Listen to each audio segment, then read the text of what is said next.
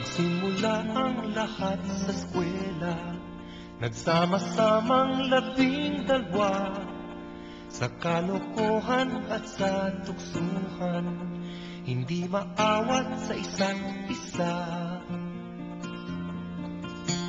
Madalas ang tambay sa cafeteria, isang barkada na kay saya, laging may hawak-hawak na gitara, konting udyok lamang kakanta na. Kay simple lamang ng buhay nun, walang mabibigat na suliranin. Problema lamang lagi, kulang ang gatong. Sana napunta ang panahon?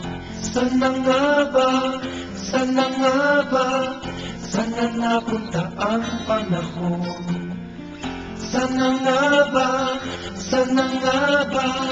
Sana napunta ang panahon? Sa unang ligaw kayo'y magkasama, magkasabwat sa pambobola. Walang sikreto kayong tinatago, o kay sarap ng samahang barkada. Nagkawatakan na sa koleyo, kanya-kanya na ang lakaran. Kahit minsanan na lang kung magkita, magkakaibigay hindi nawala. At kung saan na napadpad ang ilan, sa dating eskwela meron din naiwan. Meron pang ang mga ilang nawala na lang, nakatamiss ang dating samahan. Sana nga ba? Sana nga ba? Sana nga bang barkada ngayon? Sana nga ba? Sana nga ba? Sana nga bang barkada ngayon?